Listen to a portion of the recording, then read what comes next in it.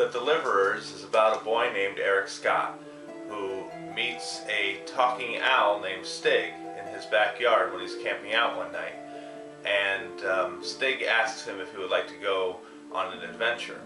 Now Eric's taken aback by this, but he decides, what the heck, I'm going to go. So they enter another world through a doorway in Eric's drain pipe underneath his driveway. And then they go off and they have to defeat a band of pirates to save a fishing village called Calendria. And that's his task, and Eric is not sure if he's up to it or not. And, well, read the book and you'll see if he wound up being able to complete the task or not. The idea for the story really started with Stig. He was a character that had appeared in a couple of short stories that I'd written a number of years before. He didn't have a name. He was just a snowy white owl, and he was always called the Owl. And so when I sat down to write a children's novel, I wanted to kind of explore the idea of who this owl was and where he came from and what he was doing. As I was writing, it became clear that his name was Stigidae Ghostwing, Stig for short, and that he came to help people because he was sent on assignments by somebody called the Gatekeeper, who managed all these worlds. He managed traffic to and from worlds via the hallway of worlds.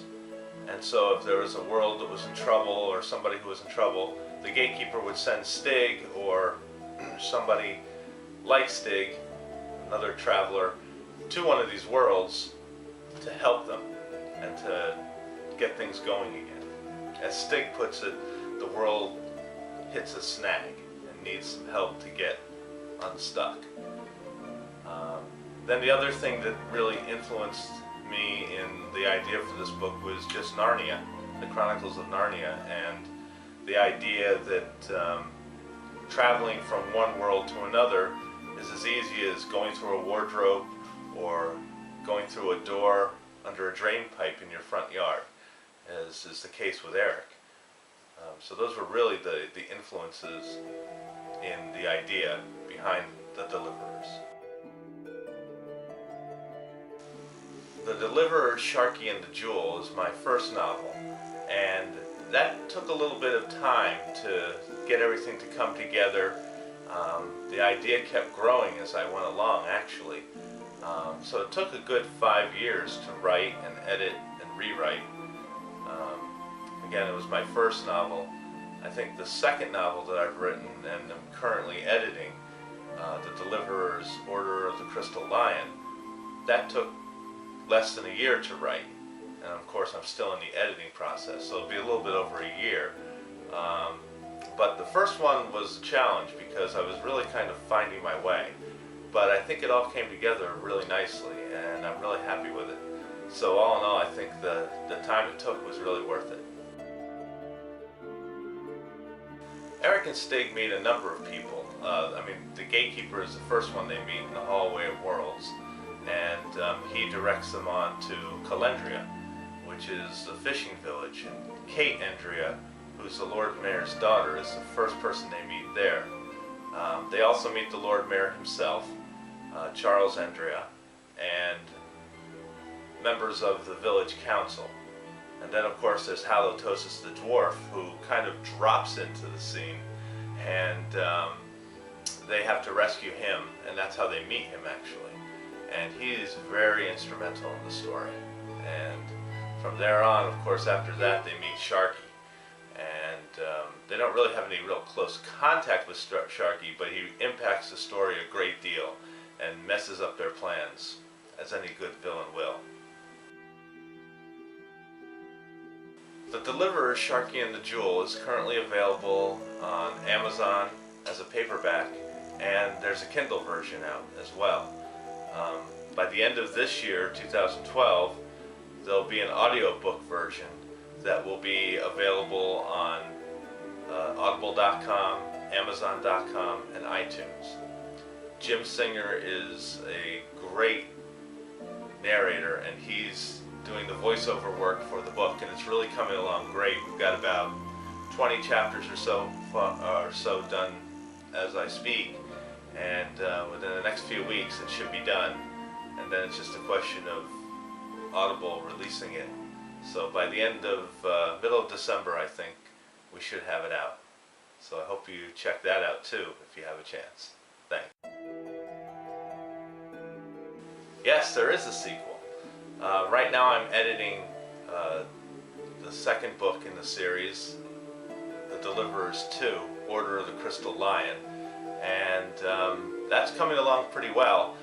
So I figure by the time I get the artwork done, Daniel Vogel's going to do the cover and the map and the insert illustration, and get the book all laid out. Anna Vogel's going to do the layout on it as she did in the last book and set the type and everything. I'm planning to have it out end of February, beginning of March 2013, and as soon as I have it out there, I'll let you all know, and then I hope you'll check it out.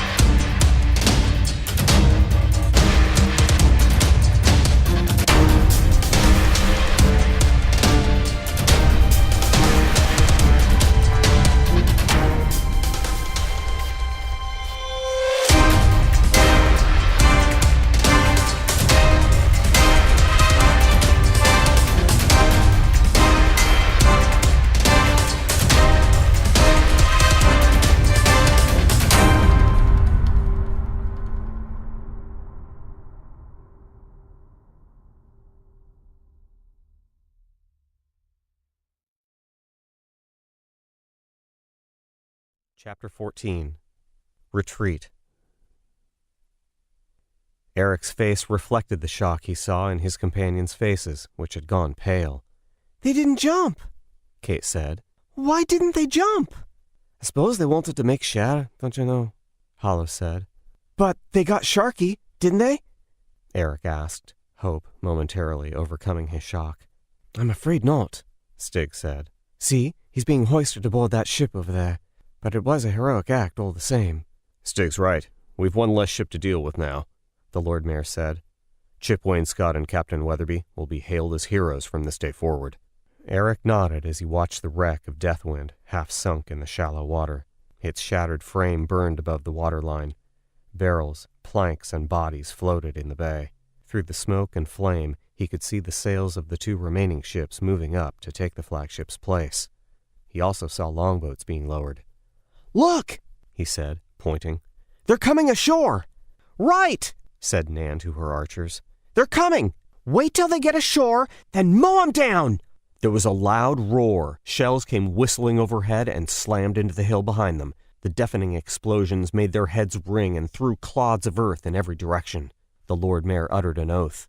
"They're going to try to keep us pinned down here until their men get ashore." "The other ships are unloading too," Hollow said. "Hollow! Stig!" The Lord Mayor's tone was sharp. "Yes, sir," Hollow said. "At your service," said the owl. "I want both of you to take the children out of here," the Lord Mayor ordered. "No!" Eric and Kate yelled. The Lord Mayor fixed them with a hard stare. "It's too dangerous here now. I cannot in good conscience continue to expose you to danger. I'm sending you to the shelter with the old folk and the other children. I want you to go there and help Gretchen and the Ladies' Guild." "I'm not going to run and hide, Papa!" Kate stamped her foot. "Like I said before, Calendria is my home too, and I'm going to fight for it." "I still want to stay and fight too," Eric said. "It's what Stig and I are here for, to help you beat the pirates." The Lord Mayor's face softened. "I'm not asking you to hide. I'm asking you for help. Gretchen will need all the help she can get to keep the little ones quiet, and if I know those old-timers, They'll want to come down and join the fight. They could be as much of a handful as the little ones. I need your help with this. I'll be able to concentrate better down here, knowing that you're helping Gretchen keep things in order back there. Besides, Eric saw the light dim in the Lord Mayor's eyes. If things go badly here, you may be forced to fight before all is said and done. Oh, Papa! Kate hugged her father, her tear-streaked face pressed against his chest. Now, no tears. The Lord Mayor cupped Kate's chin in his hand, tilting her head back until their eyes met. I need you to be brave and help Gretchen keep everyone calm. You're the Lord Mayor's daughter, and your first responsibility is to your people. Kate nodded and wiped her eyes. Eric, the Lord Mayor turned his gaze on the boy. Thank you for your efforts to help free Calendria. It wasn't anything, sir, Eric said. I want you to know I'll do all I can to keep helping. Stig and me both will. Indubitably. The owl nodded his agreement. I hate to break in, don't you know? Said Hollow, but I think we better be getting while the getting's good. Hollow's right, said the Lord Mayor. Now go, and good luck. If all goes well, I'll see you soon.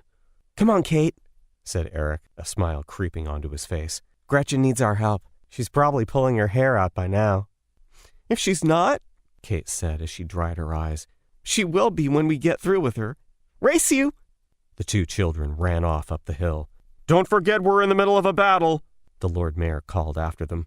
Don't worry, Nan. We'll corral them. Come on, Owlie. Hollow stumped off after the two children, and Stig flew after him.